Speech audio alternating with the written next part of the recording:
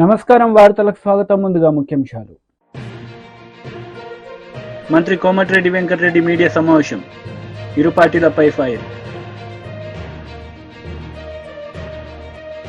మాజీ మంత్రి హరీష్ రావు మీడియా సమావేశం.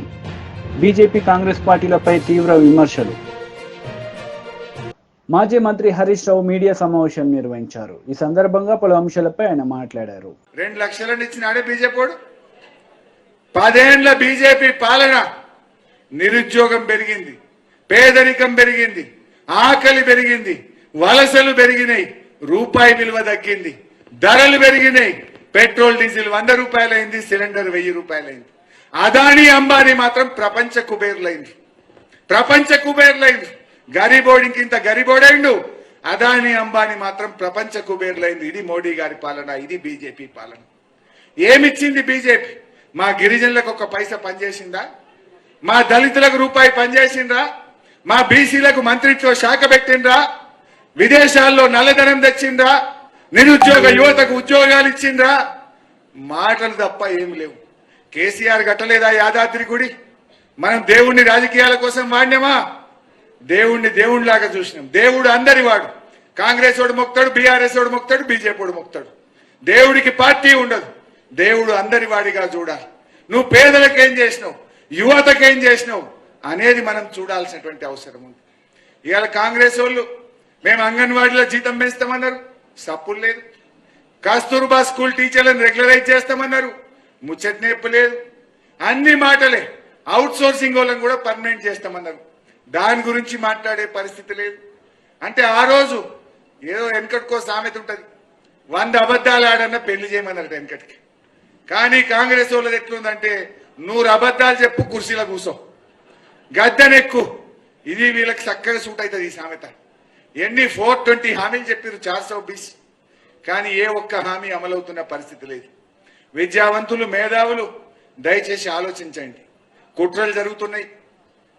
హైదరాబాద్ ను జాయింట్ క్యాపిటల్ గా ఇంకో 10 ఏళ్లు పెంచుతారట. ఇంకా ఆంధ్రాకు మనకు పొత్తు పెట్టరు, ఒప్పుకుందామా? హైదరాబాద్ ను కేంద్ర పాలిత ప్రాంతం చేస్తారట, ఒప్పుకుందామా? మరి తెలంగాణ తెచ్చిన కేసీఆర్ కో బీఆర్ఎస్ కో మన తెలంగాణ మీద ప్రేమ ఉంటుంది తప్ప ఈ బీజేపీ వాళ్ళకు, ఈ కాంగ్రెస్ వాళ్ళకు ఉండవు. వాళ్ళకి రాజకీయం, వాళ్ళది అధికారం, కానీ మనది తెలంగాణతో పేగు బంధం, తెలంగాణతో ఉద్యమాల బంధం ఈ బీఆర్ఎస్ పార్టీది. మన మానుకోటలో ఆ రోజు బుల్లెట్లు పడుతుంటే కూడా రక్తాలు గారుతుంటే ఎదురుగా నిలబడ్డది నేను నిలబడ్డా, మీరు నిలబడ్డారు. వీడోడు ఉన్నాడే కాంగ్రెస్ వాడు. ఇటు నుంచి రాళ్ల వర్షం, అటు నుంచి బుల్లెట్ల వర్షం పడ్డది మానుకోటల. బుల్లెట్లు గోళీలు దిగుతున్నా ఎదురుగా పోయినాం, వాళ్ళని ఉరికిచ్చినాం. ఆంధ్ర పాలకులను మానుకోటకు రాకుండా చేసిన చరిత్ర బీఆర్ఎస్ పార్టీ. ఈ కాంగ్రెస్ వాడు, ఈ బీజేపీ వాడు వచ్చినాడు మానుకోటకు. పేగులు దిగదాకా కొట్లాడినాం. తెలంగాణ కోసం పోరాడి ఆ రోజు యుద్ధం చేసినాం. తెలంగాణ రాష్ట్రం తెచ్చినటువంటి పార్టీ. బీజేపీ లీడర్ మీడియా సమావేశం నిర్వహించారు. ఈ సందర్భంగా పలు అంశాలపై ఆయన మాట్లాడారు. సరిదిద్దుతారో చేయాల్సినటువంటి బాధ్యతాయుతమైనటువంటి పదవిలో ఉన్నటువంటి ఉత్తమ్ కుమార్ రెడ్డి గారు ఈరోజు దిగజారి పోలీస్ కంప్లైంట్లు పెట్టి ఇప్పుడే జగ్గారెడ్డి గారితో కూడా ఒక స్టేట్మెంట్ ఇప్పించారు. జగ్గారెడ్డి గారి స్టేట్మెంట్ నేను చూశాను.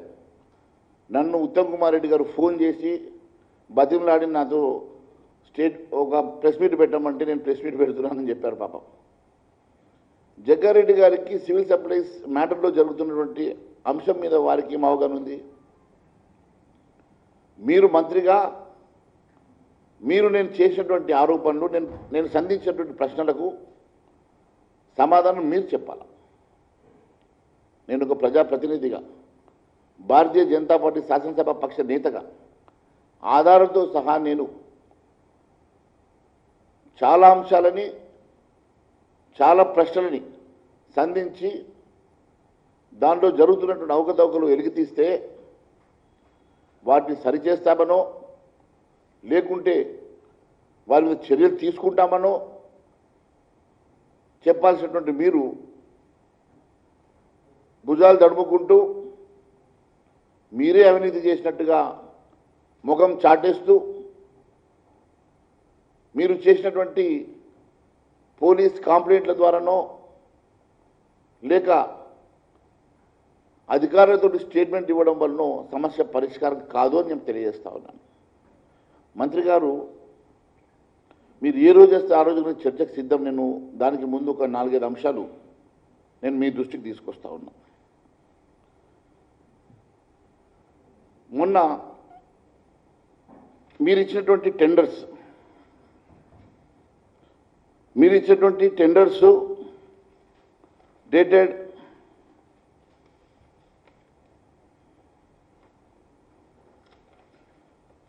25 జనవరి 2024. 25 జనవరి 2024 రోజు మీరు ఫస్ట్ ఒక కమిటీ వేశారు. ఆ కమిటీలో ఏ రకమైనటువంటి జిఓఎంఎస్ నంబర్ 1 25 జనవరి 2024 రోజు ఒక జీవో తీసి మీరు ఏం చెప్పారు? మొత్తం దీంట్లో principal secretary of the government planning department చైర్మన్గా ఉండి మెంబర్స్ ఎవరెవరు ఉండాలి? 5 మెంబర్సు. ఈ కమిటీ ఏమేమి మొడాలిటీస్ ఫాలో చేయాలనో దీంట్లో చాలా స్పష్టంగా గైడ్లైన్ వేసి ఒక కమిటీ వేసి దానికి టెండర్ ప్రాసెస్ చేయాలని చెప్పేసి మీరు చెప్పారు. అదే రోజు మీరు గ్లోబల్ టెండర్ ప్రకటన చేశారు. సేమ్ డే గ్లోబల్ టెండర్ ప్రకటన చేశారు. అదే రోజు మీరు కమిటీ ఎగ్జిక్యూట్ చేసి మొడాలిటీస్ ఫామ్ చేసి 5 మెంబర్స్ వేసి ఈ మెంబర్స్ కూర్చొని దాని మీద గైడ్లైన్స్ ప్రిపేర్ చేసి దానికంటూ సమయం అంటూ ఉంటుంది కదా, గ్లోబల్ టెండర్ ఫ్లోట్ చేశారు. అదే రోజు టెండర్ డాక్యుమెంట్ ఫర్ ఈ టెండర్ కోసం కావాల్సినటువంటి ప్యాడీ ప్రొక్యూర్మెంట్ కావాల్సిన ఈ టెండర్ని కూడా అదే రోజు ఇంత పెద్ద గైడ్లైన్స్ తయారు చేశారు. ఒకే రోజు ఇన్ని అంశాలు మీరు తీసుకొచ్చినటువంటి మీరు ఏ ఆలోచనతో ఇవన్నీ మీరు చేశారు? ఒకే రోజులో ఇన్ని ఆలోచనలు మరి రాత్రి పగలు పనిచేశారా, దినంలో పనిచేశారా, ఎక్కడ పనిచేశారో చెప్పాల్సిన బాధ్యత గౌరవ మంత్రి గారి మీద ఉన్నది. దీన్ని పక్కన పెడితే మళ్ళీ మీరు దీంట్లో చాలా సమయాన్ని కూడా మీరు స్పష్టంగా టెండర్స్ని ఏ రకంగా టెండర్స్ ఉండాలో ఇది గ్లోబల్ టెండర్స్ అని చెప్పిన తర్వాత ఈ గ్లోబల్ టెండర్స్ కోసం పార్టిసిపేట్ చేయడానికి పంజాబ్ నుంచి హర్యానా నుంచి కూడా కొంతమంది కంపెనీస్ వాళ్ళు వస్తే ఆ రోజు జలసౌదాలో ఏప్రిల్ 18వ తారీఖు రోజు కొంతమంది రైస్ మిల్లర్లను మీరు పిలిచి ఆ రోజు నెగోషియేట్ చేసిన అంశాలను బయటపెట్టమంటారా? ఆ రికార్డును బయటపెట్టమంటారా? ఏ రకమైనటువంటి డాక్యుమెంటేషన్స్ వాళ్ళకు అష్యూరెన్సెస్ ఇచ్చారో అంశాలను బయటపెట్టమంటారా? మీరే చెప్పాలా. నేను ఇంకా గౌరవం కొద్దీ ఇవేమి కాకుండా నేను చాలా కాంగ్రెస్ నేతలు మీడియా సమావేశం నిర్వహించారు. ఈ సందర్భంగా పలు అంశాలపై వారు మాట్లాడారు. అదే 1 వీక్ 10 డేస్లో పేమెంట్ కూడా వస్తుంది రైతులకు, ఇబ్బంది లేదు. ఇప్పుడు వర్షము రావాలి, వర్షాలు పడాలి, అట్లానే ధాన్యము చెడిపోవద్దు, రైతులు నష్టపోవద్దు. ఇది అధికార పార్టీలో ఉన్న కాంగ్రెస్ పార్టీ నాయకులము మా ప్రభుత్వం కోరుకునేది అదే. జనరల్ ఎవరమైనా అదే కోరుకుంటాం మనుషులం. కాబట్టి అదొకటి మీ గాంధీ భవన్ మీడియా ద్వారా కొంత క్లారిటీ ఇవ్వడం, ప్రభుత్వం ఒక పాలసీ కరెక్ట్గానే పనిచేస్తుంది కాంగ్రెస్ గవర్నమెంట్ అన్నదాన్ని చెప్పడం జరుగుతుంది. అనవసరంగా మరి ఉత్తమ్ కుమార్ రెడ్డి గారిని మరి ఆయన మంత్రి పని ఆయన పనులు ఆయన చేస్తున్నాడు. ఎందుకు ఈ బురద జల్లే కార్యక్రమం మరి ఆయన ఎందుకు ఇబ్బంది పెట్టాలని డిజైన్ చేసింది బీజేపీ వాళ్ళు అనేది నాకు అర్థం అయితే లేదు. అదే అట్లాగే ఇప్పుడు రాష్ట్రంలో 3000 మంది పైగా ఉన్న రైస్ మిల్లర్ల నుంచి గతంలో పెండింగ్ ఉన్న కస్టమ్ మిల్లింగ్ బియ్యం మేమే వసూలు, అది కూడా క్లియరే కదా, అది కూడా అంతే కదా, అది క్లియరే ఉంది. ఇప్పుడు అట్లాగే ప్రభుత్వానికి 1000 కోట్ల లబ్ధి కూడా జరిగింది. ప్రభుత్వం ఎక్కడ కూడా అటు రైతులు ఇబ్బంది పడద్దు, రైస్ మిల్లర్లు ఇబ్బంది పడద్దు, ప్రభుత్వానికి బెనిఫిట్ రావాలి. ఈ బెనిఫిట్ ఎవరికి పోతుంది? మళ్ళీ ప్రజలకే పోతుంది, మళ్ళీ రైతులకే పోతుంది. కాబట్టి ఈ పరిజ్ఞానము కూడా మరి ఎందుకు బీజేపీ నాయకత్వానికి రాలేదు అనేది ఒక ప్రశ్న. మరి అట్లాగే ఇప్పుడు ఈ అమ్మాయి లెక్కలు ఏం చెప్తారో ఏమో అంత అమ్మాయి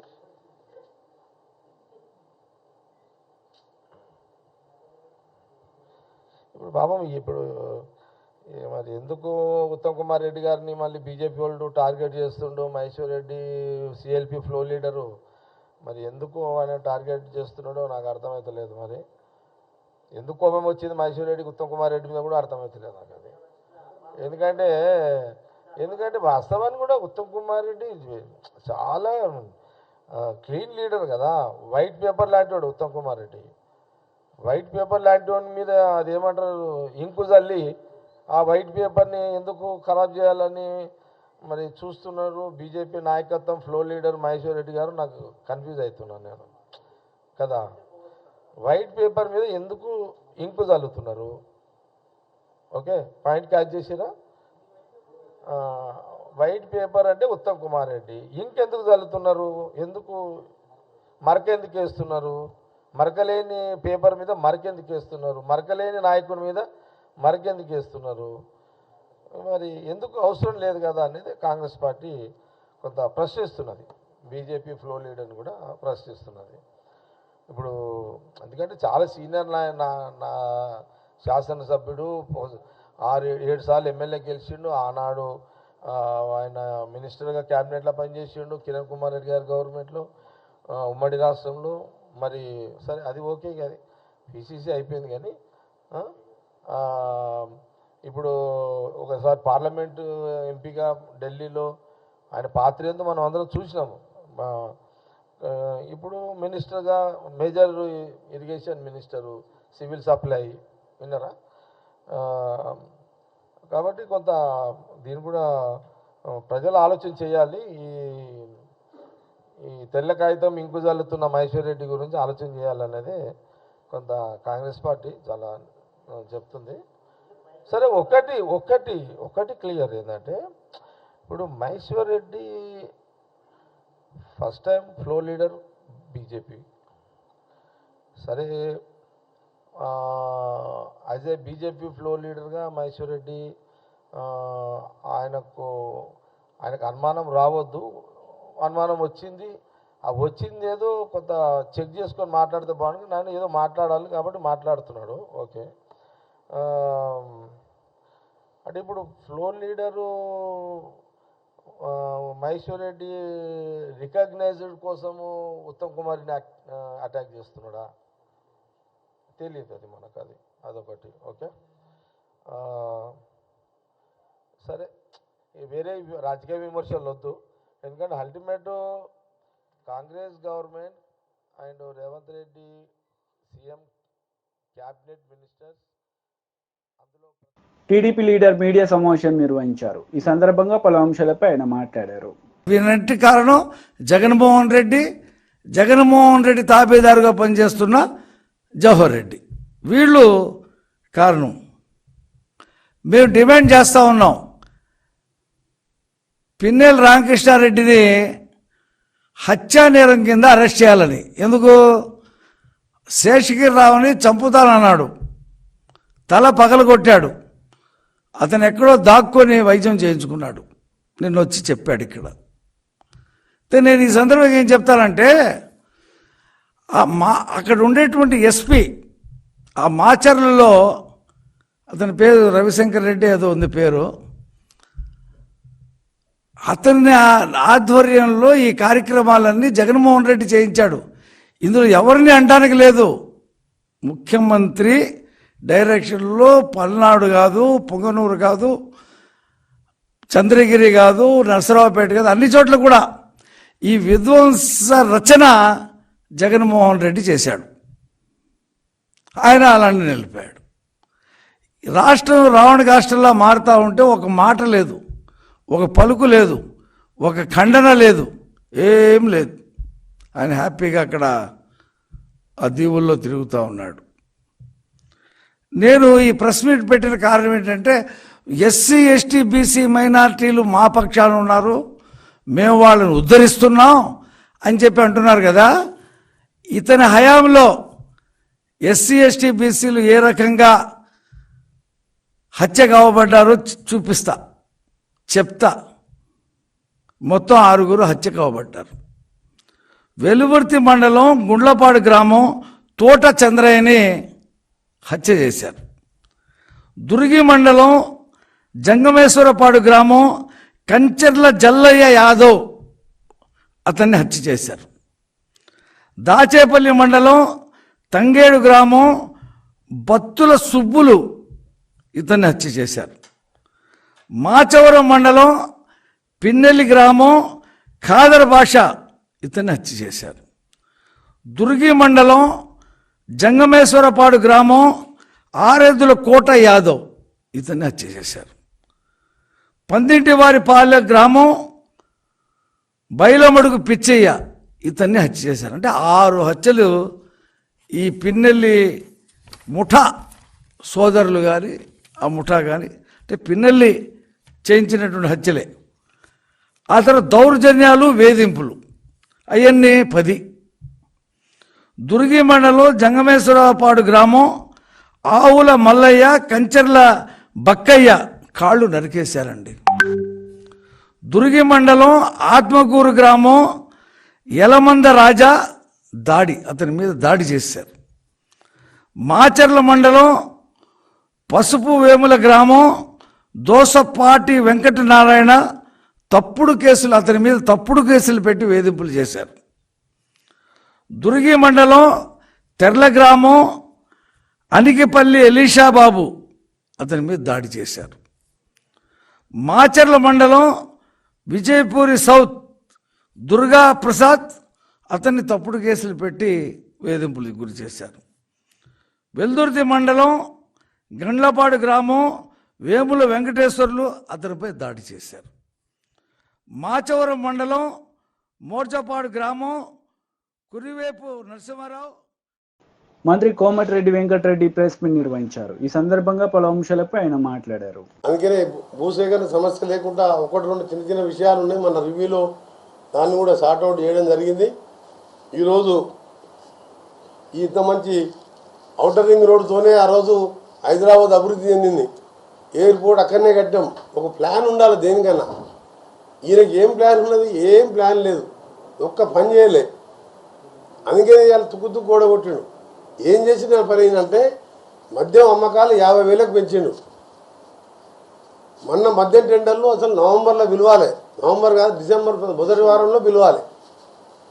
కానీ ఔటర్ రింగ్ రోడ్ ఎట్లా అమ్ముకొని మళ్ళీ వస్తామో లేదని చెప్పి కాంట్రాక్టర్లకు ఇచ్చుకొని దోచుకున్న పైసలు వాళ్ళ దగ్గర పర్సెంటేజ్ తీసుకుంటాను, కానీ కూలిపోయే కాళేశ్వరం కట్టి వాళ్ళ దగ్గర తీసుకుందామని చెప్పి అవన్నీ బయటపడుతుంది. నిన్న NDSA వాళ్ళు రిపోర్ట్ ఇచ్చారు. ఇది రిపేర్ చేసిన మా దగ్గర అంటే మా క్యాబినెట్ మినిస్టర్లకు మాకు దాని మీద రిపోర్ట్ మీద మా అందరికి కూడా ఒక నోట్ ఇచ్చాను సీఎం గారు.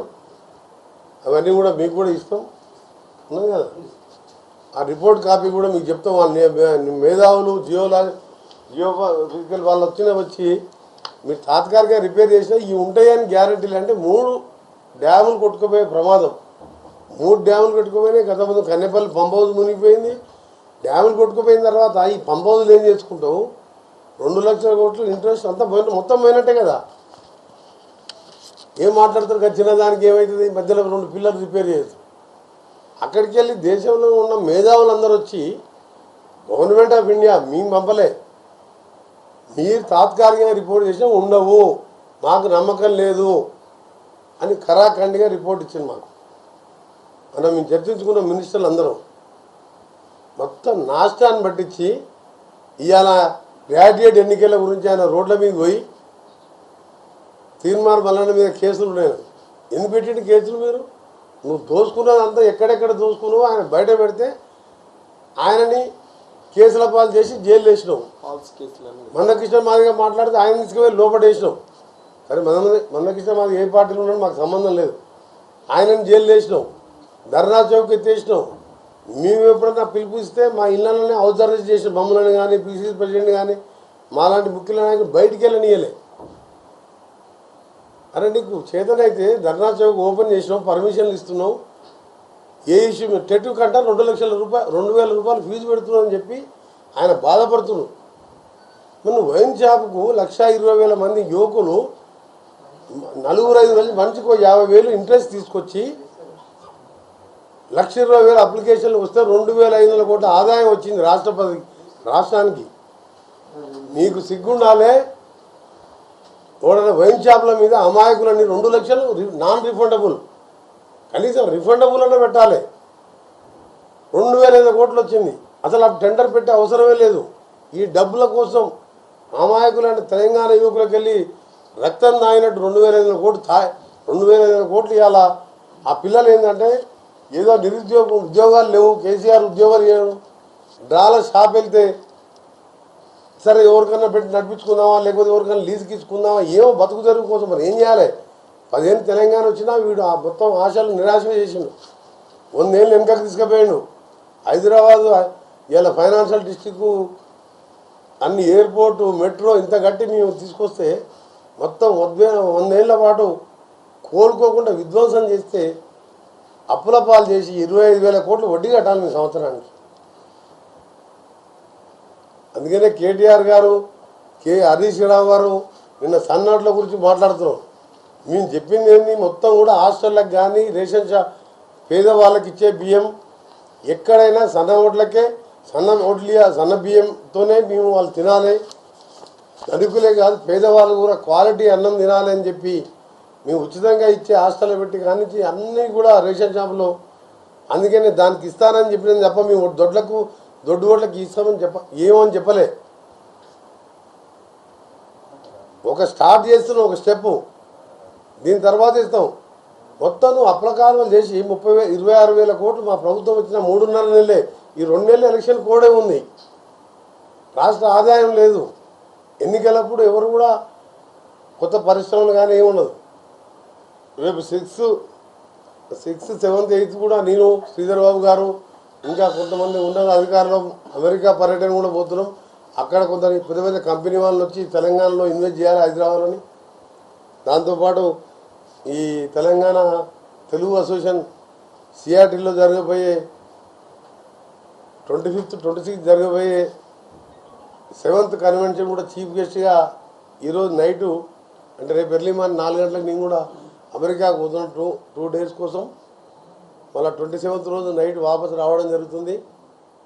అలాగే ఇప్పటికే మా తీర్మాన్ బలాన్ని గెలిపించాలని మా దగ్గర ప్రచారం కూడా బూత్ లెవెల్లో మన ఎంపీ ఎన్నికలు అప్పుడే ఈ ప్రచారాన్ని కూడా మొదలుపెట్టాం. తప్పకుండా గ్రాడ్యుయేట్ ఎన్నికల్లో వీళ్ళు ఎన్ని మాట్లాడినా ఎవరు లంగలు, ఎవరు దొంగలు, ఎవరు ఎక్సైజ్ దాంట్లో దోసుకున్నారు. వార్తలు ముగించే ముందు ముఖ్యాంశాలు మరోసారి.